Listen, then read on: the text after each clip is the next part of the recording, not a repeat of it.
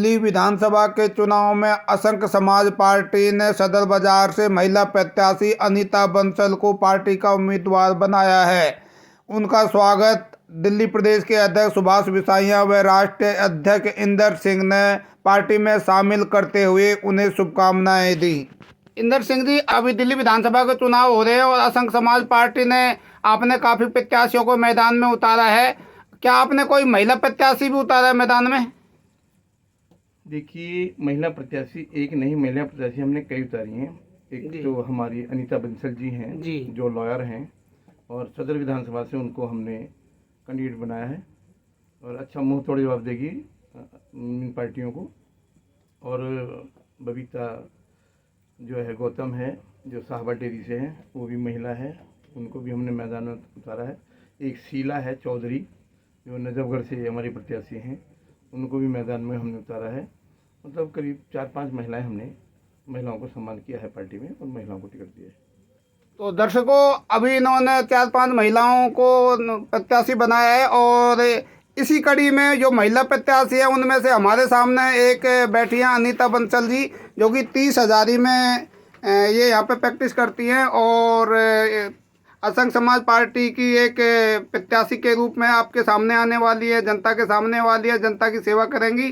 तो आइए मिलते हैं अनीता बंसल जी से कि इन्होंने राजनीति में आने का निर्णय क्यों लिया और आगे जनता के लिए क्या करना चाहेंगी। तो इन्हीं से मिलते हैं, आइए। नमस्कार अनीता जी। नमस्कार सर।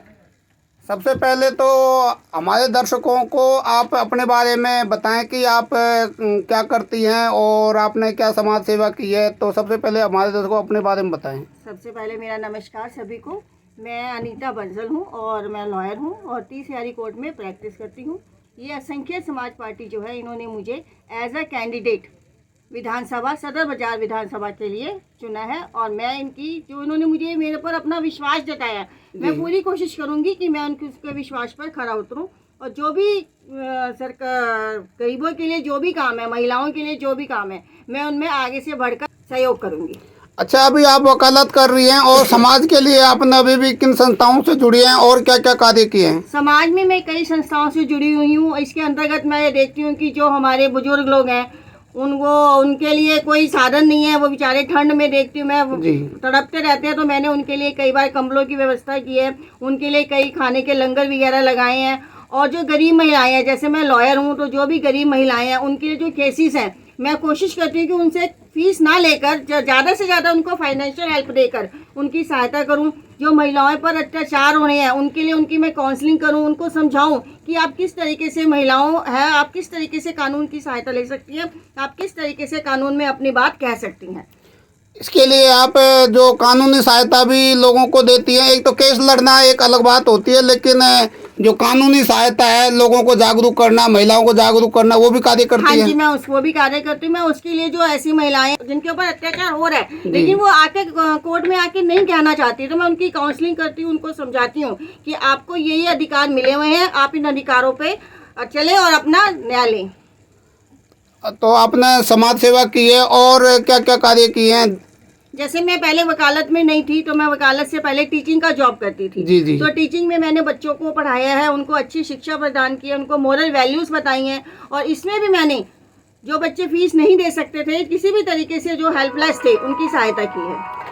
तो अब आपने पहले समाज सेवा की है, जनता के लिए की है, लेकिन एक अब राजनीति का प्लेटफॉर्म आपने चुना है। तो इसकी प्रेरणा कहाँ से मिली और राजनीति में आप क्यों आना चाह रहे हैं? राजनीतिक में आने की प्रेरणा मुझे, जो हम देख रहे हैं कि आज हमारे समाज में इतना सब गलत हो रहा है, कुछ भी ठीक नहीं हो रहा। जो हमारा समाज है एक नरक की तरफ चलता जा रहा है। हमारे समाज में कोई भी मोरल वैल्यूज नहीं है, हमारे समाज में कोई भी महिलाओं का सम्मान नहीं है। तो इन सबको देखते हुए मुझे as a being a women मुझे ये लगा कि मुझे इस तरीके से इनके लिए कोई सहायता करनी चाहिए और इस सहायता के लिए मुझे राजनीतिक प्लेटफॉर्म में आना पड़ा। और मेरी ये कोशिश भी रहेगी कि मैं राजनीतिक प्लेटफॉर्म में आई हूँ तो मैं इन सब के लिए कुछ ना कुछ अवश्य करूँ।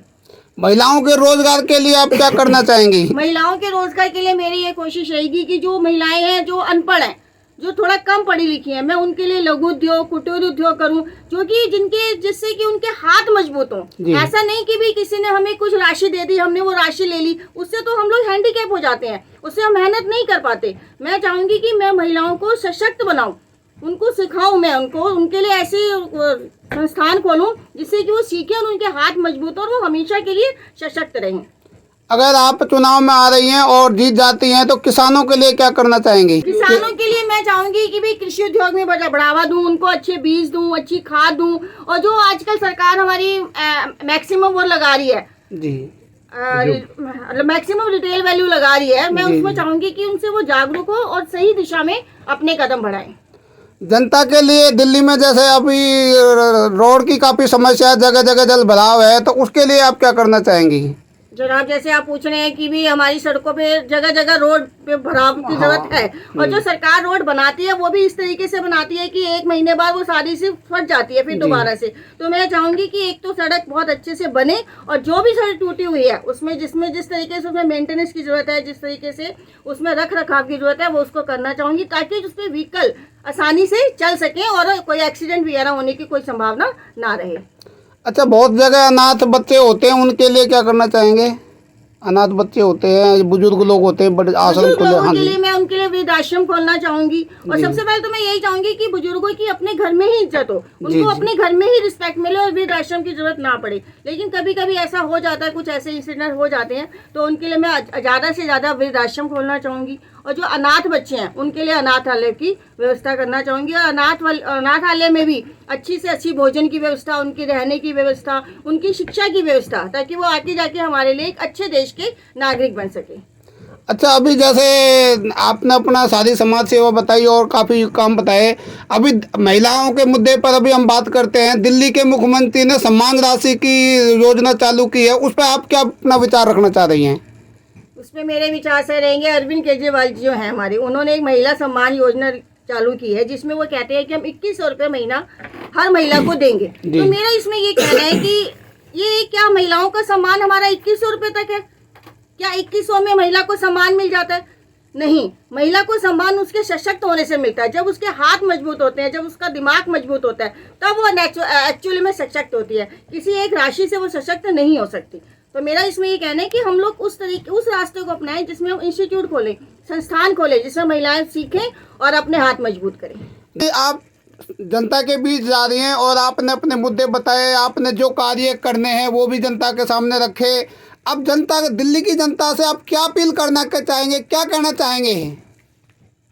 मैं दिल्ली की जनता से यह अपील करना चाहूंगी कि जो हमारी असंख्य समाज पार्टी है उसको जिताएं, उसको एक बार एक सरकार में, दिल्ली सरकार में आने का मौका दें, ताकि जो हमने यहाँ पे जो हमारे मैनिफेस्टो है, जो हम काम करना चाहते हैं, जो गरीबों के लिए, महिलाओं के लिए और सभी वर्गों के लिए, वो हम कर सकें। और लास्ट में मेरा ये नारा रहेगा, महिलाओं और गरीबों के सम्मान में असंख्य समाज पार्टी मैदान में। अच्छा, दिल्ली में जिस तरह की राजनीति हलचल चल रही है और तीनों पार्टियां एक दूसरे पर आरोप प्रत्यारोप लगा रहे हैं और एक दूसरे की आपस में खिंचाई कर रहे हैं, आप क्या कहना चाहेंगे इसके बारे में? इसमें मैं ये कहना चाहूँगी कि जो हमारी तीनों पार्टियां, भारतीय जनता पार्टी, कांग्रेस पार्टी और आप पार्टी, ये तो हमारी बहुत टाइम से चुनाव लड़ती आ रही हैं और सरकार में भी आ रही हैं। ये सब पार्टी एक है, लेकिन जो हमारी ये पार्टी है असंख्य समाज पार्टी, ये सब इनसे, असंख्य समाज पार्टी इनसे अलग है और इनके मुद्दे अलग हैं, इनके विचार अलग हैं। ये सब बहुत अच्छे से काम करेंगे। बहुत बहुत धन्यवाद। सभी जनता को मेरा नमस्कार, नव वर्ष की बहुत बहुत शुभकामनाएं। जय हिंद, जय भारत। मेरा नाम विनोद कुमार गोला एडवोकेट है। मैं 30 ईयर में प्रैक्टिस ला रहा हूँ। मैडम के साथ जूनियरशिप का काम करता हूँ। ठीक है, मैं मैडम को काफ़ी समय से जानता हूँ और मैडम ने जो भी अभी पहले आपने अपने विचार रखे हैं मैडम ने, वो सारे ठीक हैं, क्योंकि मैडम ने बहुत मदद की है। क्योंकि जैसे कि मैं और मेरे दोस्तों के साथ भी उन्होंने काफ़ी मदद की है, जैसे कि स्कूल फ़ीस देना और हमारी कॉलेज की फ़ीस देना और हमें अपने केसेस देना और उसमें हमें केसेस में हमें फ़ीस दिलवाना। उन्होंने, मैडम ने हमारी बहुत मदद करी है, जिससे कि हमारा घर परिवार चलता है और हम उनके चैम्बर में ही हैं और हमारे साथ साथ कम से कम मेरे 4-5 दोस्त मैडम के साथ काम करते हैं। ठीक है, और जिसके हिसाब से मैडम एक अच्छी महिला हैं, समाज में भी और राजनीतिक में मैडम आ रही हैं, तो इसका मतलब राजनीति के अंदर भी मैडम अपना अच्छा सही योगदान करेंगी, जिससे हमें मैडम से पूरी आशा है कि जो भी पार्टी के अंदर मैडम खड़ी हैं वो मैडम उसको अच्छी तरह अपना पद निभाएंगी। नमस्कार जी। हाँ, नमस्ते सर, नमस्ते। मेरा नाम वैशाली रस्तोगी एडवोकेट है। मैं अनीता मैम को बहुत समय से जानती हूँ, जिसपे मैं इनके बारे में जो मेरे विचार ये हैं कि ये बहुत सज्जन हैं, बहुत सुशील और सबको अपने परिवार की तरह से लेके चलती हैं। और हमें अगर कोई भी प्रॉब्लम होती है ना, तो हम मैम के पास पहले आते हैं, जिसका ये जो भी इनका वो होता है ना, रिजल्ट जो होता है वो एकदम निकाल के देती हैं। हमें अपने से बिल्कुल अलग नहीं समझती, चाहे छोटे हों चाहे बड़े हों, ये सबका सम्मान एक सार करती हैं। कभी अपने बारे में पहले सोच के हमेशा दूसरों के बारे में पहले सोच के चलती हैं। और अब ये सदर विधानसभा से चुनाव लड़ रही हैं, तो मैं यही आशा करती हूँ कि आप सब इनको अपना बहुत बहुत सपोर्ट दें, ताकि ये नारी शक्ति के लिए भी काम करें और इस देश के लिए भी पूरा अच्छा। नमस्कार मैम। नमस्कार, मैं गायत्री एडवोकेट बोल रही हूँ। मेरे को ये अनीता मैडम की वजह से ये यहाँ तक मैं पहुँची हूँ। इन्होंने बहुत मेरी सेवा करी है, इनकी सहायता की वजह से ही मैं आज यहाँ पर आ पहुँची हूँ। और इनकी इनका बहुत धन्यवाद। इन्होंने मेरा इतना साथ दिया है और आगे औरों को भी ये साथ देती हैं मैडम। यहाँ पर कई बच्चे ऐसे हैं जिनका मैडम ने साथ दिया है और ये औरों की भी मदद करती हैं और आप लोगों की भी मदद करेंगी। आप लोग सब इनकी सहायता वोट दीजिए। बहुत बहुत धन्यवाद। सुभाष जी, अभी अनीता बंसल जी के बारे में यहाँ पे आज आपने इनका स्वागत किया और आपकी पार्टी में नई जुड़ी है और उम्मीदवार भी बनाए, क्या कहना चाहेंगे? ये हमारी पार्टी में जुड़ी है, हम उनका धन्यवाद करते हैं। बहुत ही हॉनेस्ट, बहुत ही बढ़िया लेडी है और समाज के प्रति, लोगों के प्रति बहुत सहायता करती है। हमने के बारे में पूछा, महिलाओं से पूछा, गरीबों से पूछा, तो सबने इनकी अच्छा ही बताई है अनीता बंसल जी की। तो उसको हमने टिकट दिया है और ये भविष्य में जीत कर आएंगी। हारेंगे नहीं, जीत के आएंगी, मेरा वादा है, मेरा आशीर्वाद है, ये जीत के आए। जनता से क्या कहना चाहेंगे इनके बारे में? जनता से हम कहना चाहेंगे, एक अच्छी महिला को आप वोट दीजिए, अच्छी पार्टी को वोट दीजिए। आपने बड़े देखे, ऐसे आपने कांग्रेस देखी, आपने बीजेपी देखी, अब आपने आम आदमी देख लिया, इसीलिए आज ऐसे समाज पार्टी को वोट दीजिए, अनीता बंसल जी को वोट दीजिए। और बहुत ही मेहनती और कर्मठ नेता है ये, और सब परिवारों के लिए, हर समाज के लिए तैयार खड़ी है। तो दर्शकों, आपने अनीता बंसल के विचार सुने, साथ ही अन्य लोगों के भी विचार सुने, पार्टी अध्यक्ष के भी विचार सुने और महिलाओं के लिए अनीता बंसल काम करेंगी, ऐसा इनका विश्वास है, ऐसा इनका जज्बा है। और इनकी आने वाली जो भी गतिविधियां हैं उन सबको हम अपने चैनल पर दिखाते रहेंगे। साथ ही सदर बाजार की जो भी न्यूज़ होगी वो आपको सबसे पहले दिखाते रहेंगे। जय हिंद, जय भारत, वंदे मातरम।